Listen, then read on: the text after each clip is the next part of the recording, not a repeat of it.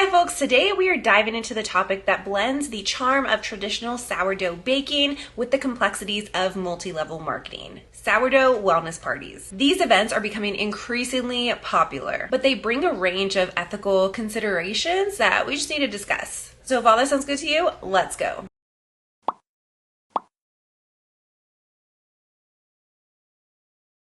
Hi folks, welcome to the channel or welcome back. My name is Kat. I'm a licensed and registered dietitian nutritionist, and on this channel we like to talk about weight inclusive and weight neutral focused approaches to health, as well as diving into scammy and, in my opinion, unethical nutrition related businesses and products, mostly nutrition related MLMs and other fear mongering nutrition related claims. So today, with the focus on sourdough wellness parties, I'm going to talk about what they are, kind of why I think that they are becoming increasingly popular, some of my concerns around them, and some of the things that I think the people who are promoting these kind of wellness parties could do to make them maybe a little bit more transparent. So sourdough wellness parties, they are currently, I think, growing in popularity for the use of promoting multi-level marketing or MLM. Specifically, the products and the opportunities to join the team and build your own business. I've come across these even in my own social media feeds, but oftentimes these events are advertised as something that is like educational, a workshop that provides you with the information on making your own sourdough bread. And these are not the only kind of wellness events going on. There are other ones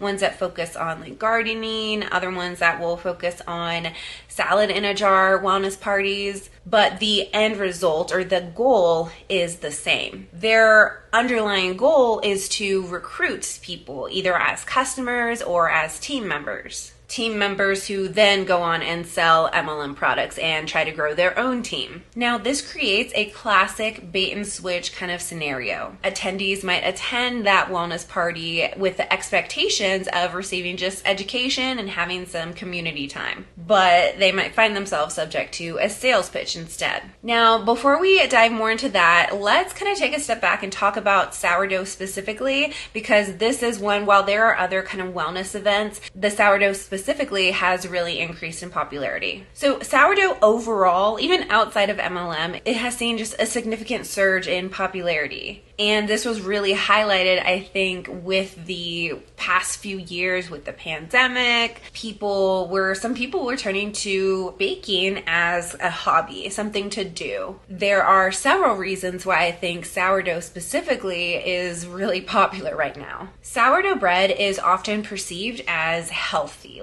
or a healthier bread alternative to other breads. One of the reasons is because of the natural fermentation process that can actually make it a little bit easier for someone to digest. And sometimes people find that they have a lower glucose increase response. In other words, preventing like a blood glucose spike. And of course, depending on the type of flour that is used, that can impact the fiber content amount, which will also play a role in how someone's blood glucose reacts to it or responds to it. Now, it is important to note that individual responses can widely vary. People with diabetes or who are monitoring their blood glucose levels for whatever reason, there is supportive research about that, but it's not extensive and it's certainly not conclusive to make a broad claim about that sourdough is like universally aiding glycemic control. Like, those claims shouldn't be overstated or seen as like a solution to blood glucose level management. There are other things that we can still do to help manage blood glucose levels, things like adding protein to our meals, adding fats to the meals, right? But like, that is one of the reasons why it has become a little bit more popular. Now, you might also hear claims about it supporting gut health. Of course, that is a big term. I am more of a fan of digestive health, gastrointestinal health. Which, side note,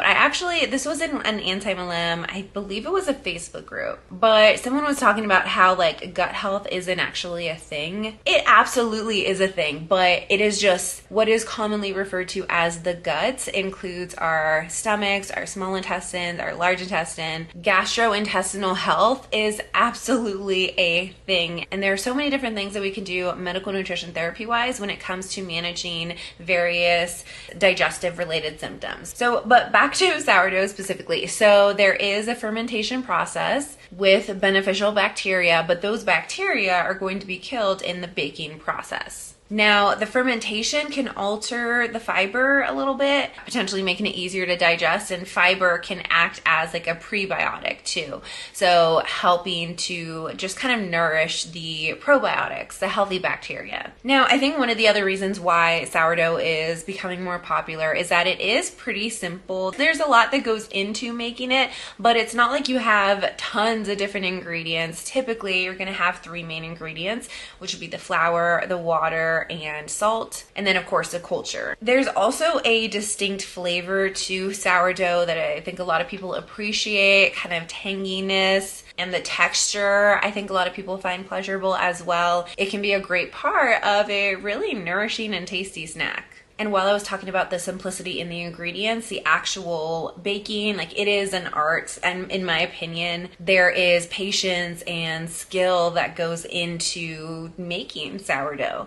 And I think you can get a sense of accomplishment when you have made sourdough and you continue to improve on it with timing and different things. So I definitely think that's one of the reasons also why it's continued to get popular. There is also a whole community surrounding sourdough within the sourdough kind of area. There's a lot of different forums, different groups, and just ways to connect with people, sharing tips, and even like the starter culture, even different recipes for like add-on things. And I think also the idea of the sustainability behind it with the starter, with the culture, the fact that it can continue to live on.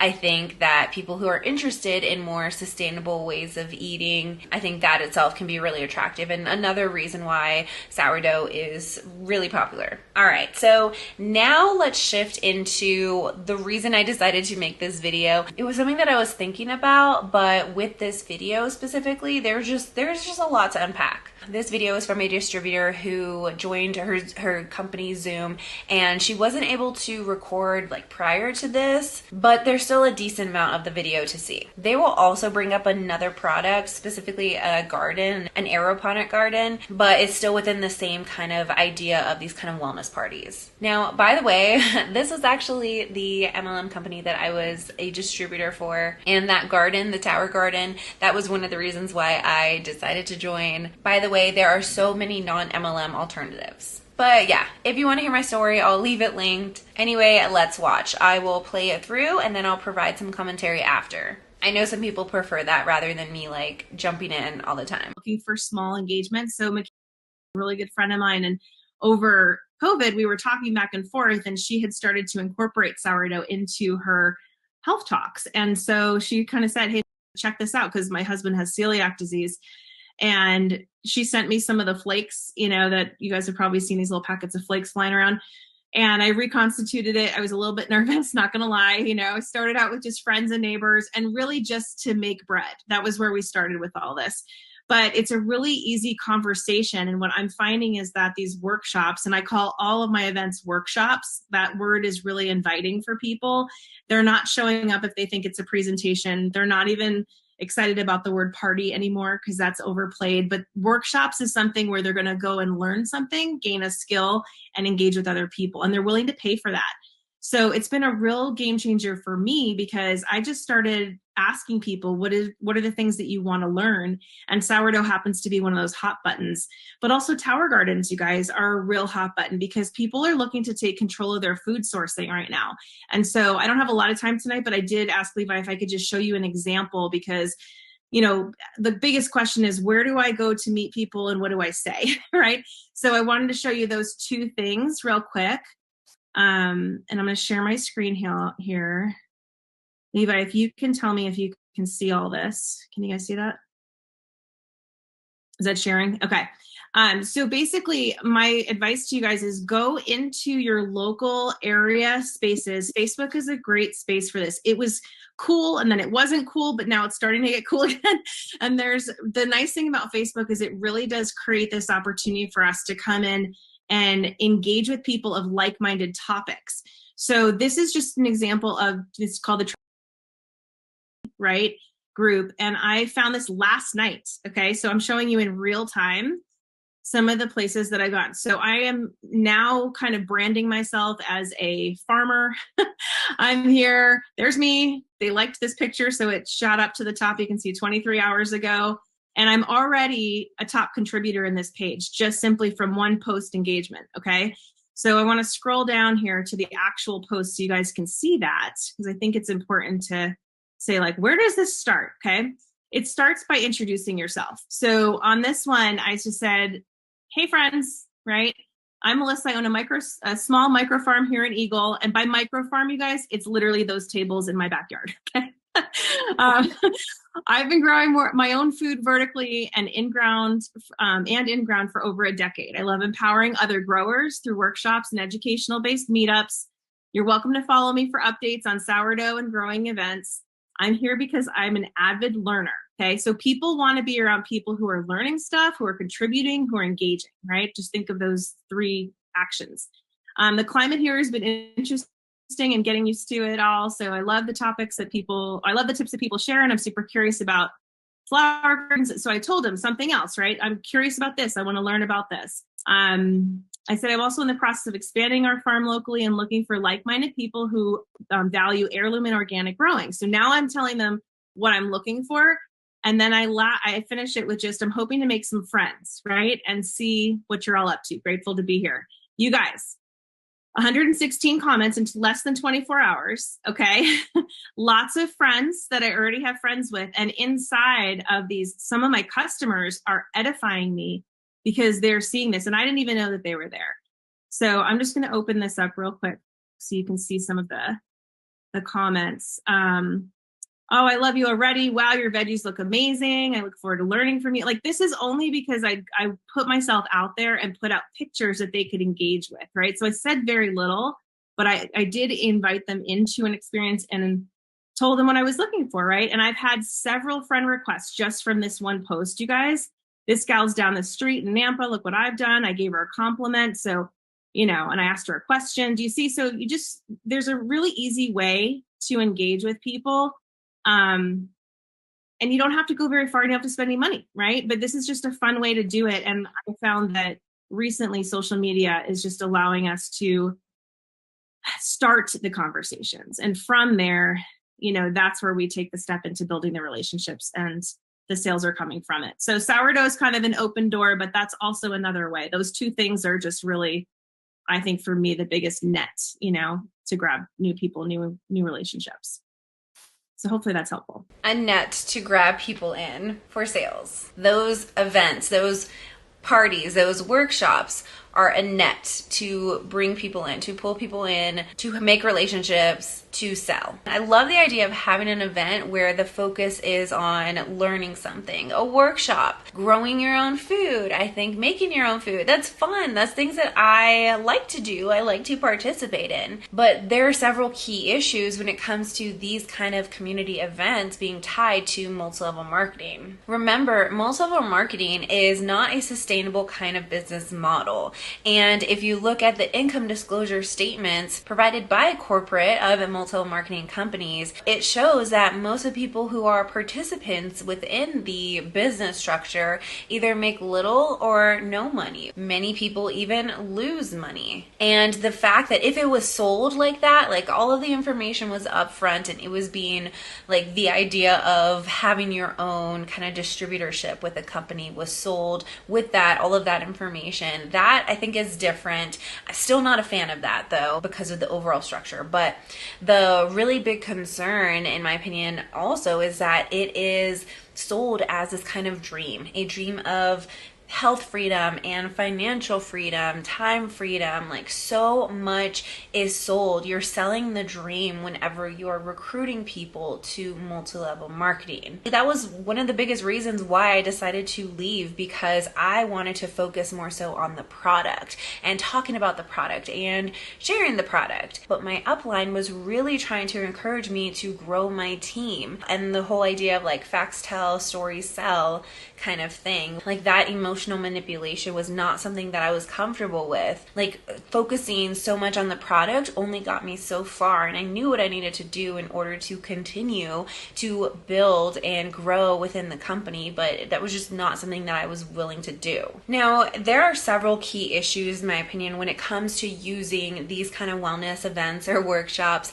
and having them being tied to multi-level marketing. There's the misleading use of social gatherings. The underlying purpose is to sell the product and to sell the opportunity. It's a bait and switch tactic. It's deceptive. Attendees go in thinking that they're going to have just a community event, but instead they're being fed a sales pitch. And if not a sales pitch right then, they're put on a list for that distributor to follow up with them and continue to drip on them in order to turn them into either a customer or a distributor, a downline. And that is exploitation of personal relationships. And I know a lot of people go into different relationships in a way of like, what is this going to get for me?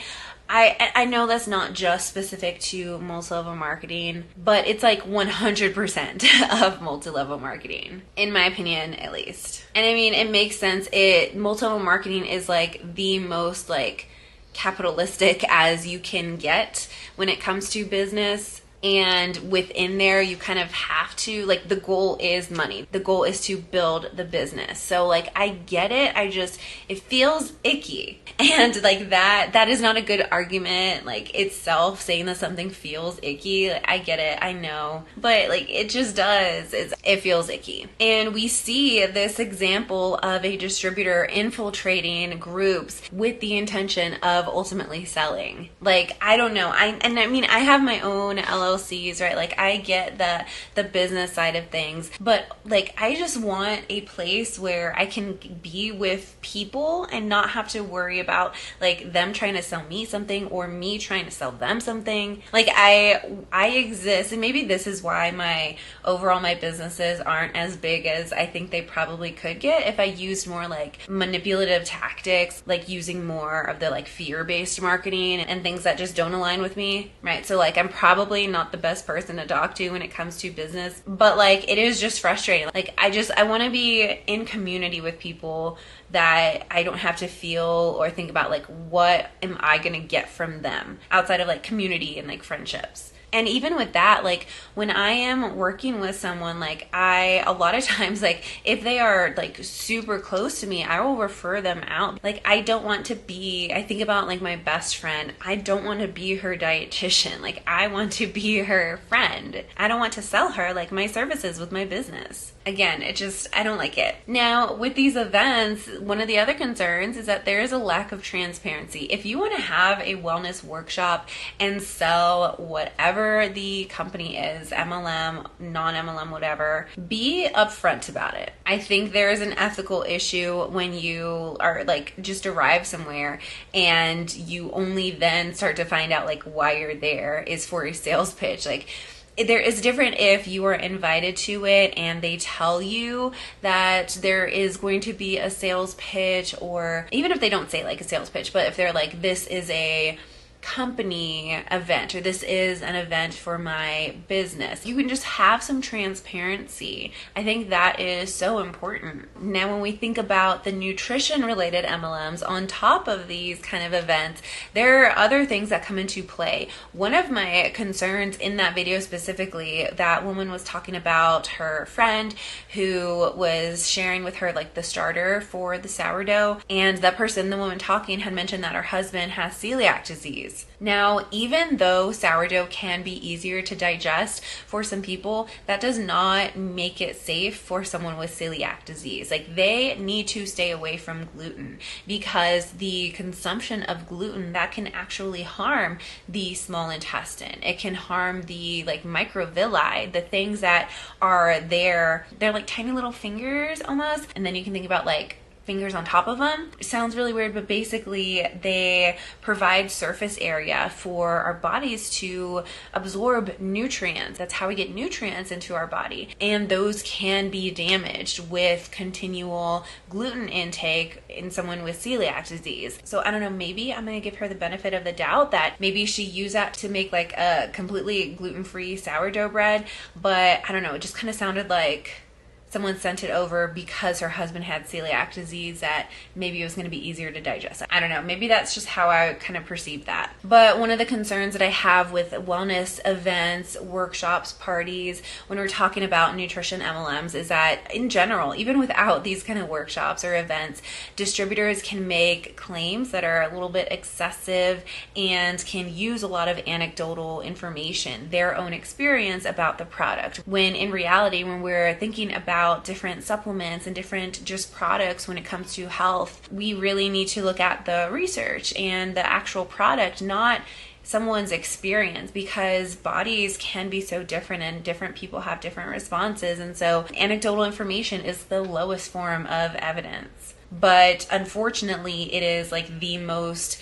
efficient or the best way to sell something. It is so frustrating how I just think back to my top upline who would always say, facts tell, stories sell. I could not stand that, because to me, stories don't sell. The facts sell to me. That's how I purchase things. The stories are great. Yeah, they can play a role, but the facts itself, that's what sells. And so I just, it's hard for me to fully believe that, but I've heard so many people say that facts tell, stories sell so many times that I guess it's the majority of sales, but it is just, it's frustrating. I wish so much that it would be the facts that sold, not the stories. I don't know if that's just how my brain prefers to get information and make decisions to purchase things, but I would probably have more success in my businesses, honestly, if I relied more on stories, but it feels gross. One is that it feels gross, but two is that it doesn't make sense. I don't know why that sells so much. The facts of the product and the service, that should be the selling point. I don't get it. But going back to the sourdough parties or the workshops, there's probably going to be talk on gut health, digestive health. And so with that, my concern is for misinformation, nutrition misinformation, or excessive claims being made around that. Because there's a lot of misinformation when it comes to gastrointestinal health. And of course, using anything related to health, especially digestive health, that can really target vulnerable populations. People who are experiencing a lot of issues digestive-wise, who are just wanting to have some answers, who maybe haven't been able to see or work with a digestive health focused dietitian. They can kind of hear those claims, and I can't tell you how many times the people who I've worked with, specifically in digestive health, who have tried several different kind of supplements, several different kind of plans, diets, kind of one size fits all kind of plans.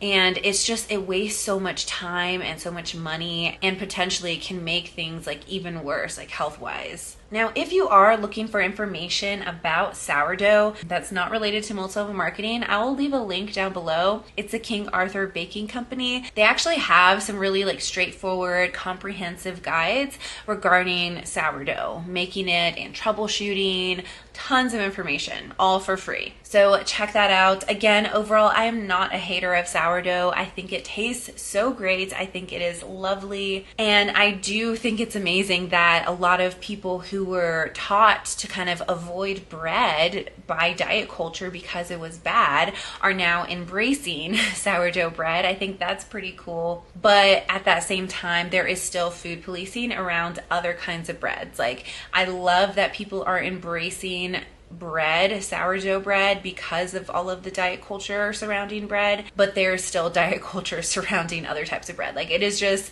sourdough that has a health halo right now. So it's nice to see, but it's also still kind of diet culture-y. So just be mindful if you get invited to a sourdough wellness party, if you really want to go, get the free stuff, get your bread, and just say no to the MLM. And if you go, just know that it can be a community event, or it can be a ploy to get you in someone's downline. Let me know if you have seen some of the advertisements for these sourdough kind of workshops. Be sure to like this video if you liked it. Make sure you're subscribed. I would greatly appreciate that. And remember, you can strive for health without subscribing to diet culture. I'll see you later. Bye.